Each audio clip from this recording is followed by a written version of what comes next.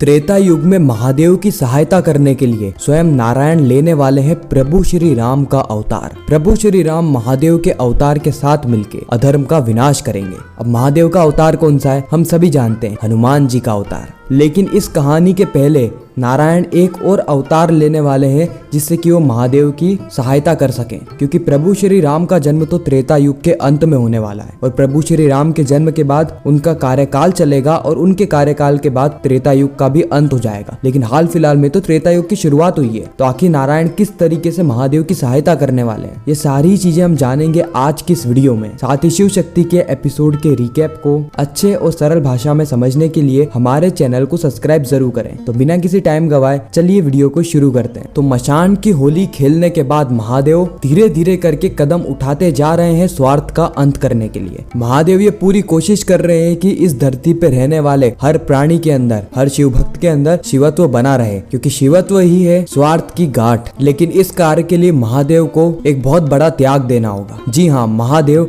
देवी पार्वती को अपने से वृतक कर देंगे। शिव शक्ति की हर कहानी में हम देखते हैं कि महादेव को ऐसा कोई ना कोई कष्टदायी दुख अवश्य मिलता है। जैसे शिव शक्ति के बीती गई कहानियों में हमने देखा था कि महिषासुर का अंत, शिव के स्वयं पुत्र अरुणासुर का अंत, वो भी शिव के ही हाथों। उसके बाद एक रूप में शिव को देवी पार्वती से भी हमेशा हमेशा के लिए वृतक होना पड़ा। शिव और मीनाक्षी वाली कहानी में भी महादेव ने कंचन माला को खोया। हर कहानी में महादेव एक कष्टदायी दुख अवश्य भोगते हैं और इस कहानी में जो त्रेता युग की शुरुआत हो रही है, इसमें महादेव को देवी पार्वती से हमेशा हमेशा के लिए वृतक होना पड़ेगा। हालांकि ये बात हमेशा हमेशा के लिए नहीं होने वाली है, क्योंकि शिव शक्ति तो हमेशा जुड़े हुए हैं। इसलिए हम देखेंगे कि आने वाले एपिसोड में शिव और शक्ति वापस से एक होने वाले हैं। अब शिव और शक्ति एक कैसे होने वाले, यह भी मैं आपको इसी वीडियो में बताने वाला हूँ। सबसे पहले हम यह जान लेते हैं कि शिव शक्ति आखिर वृतक क्यों हो रहे हैं, क्योंकि कई सारे लोगों को अभी तक यह नहीं पता कि पृथ्वी पर आने के बाद महादेव का उद्देश्य क्या है। तो महादेव का उद्देश्य है शिवत्व को फैलाना। महादेव का मूल उद्देश्य ये नहीं है कि स्वार्थ का अंत करना, वो तो अपने आप हो ही जाएगा। जैसे जैसे प्राणी के अंदर शिवत्व बढ़ेगा, प्रेम की भावना बढ़ेगी, एक दूसरे के प्रति सम्मान बढ़ेगा, अभिमान कम होगा, लोग एक दूसरे की चिंता करेंगे,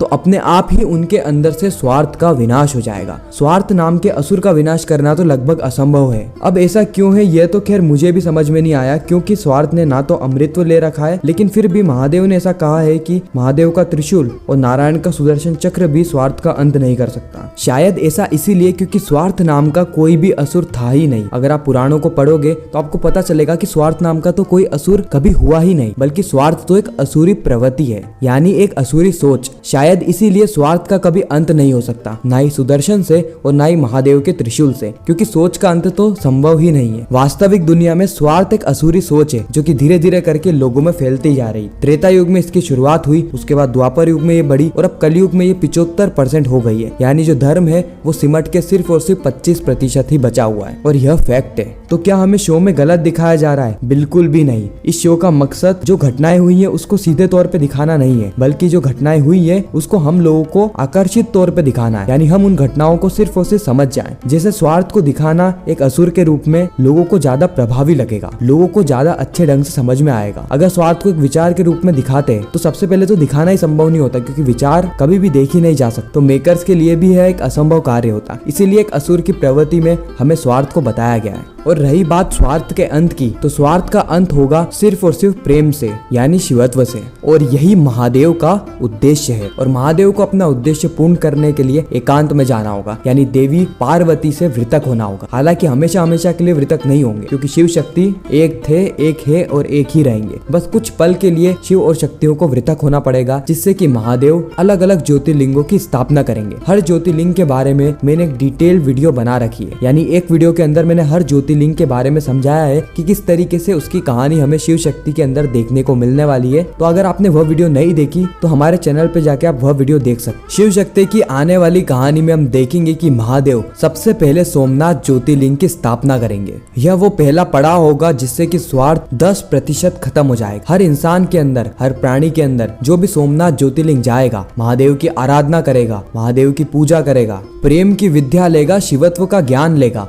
तो उसके अंदर से स्वार्थ खत्म हो जाएगा। लेकिन यह सिर्फ 10% लोगों के साथ ही होगा, यानी सिर्फ 10% लोग त्रेता युग में सोमनाथ ज्योतिर्लिंग में शिवत्व को अपनाने वाले। लेकिन 90% लोगों का क्या वह स्वार्थी बन जाएंगे?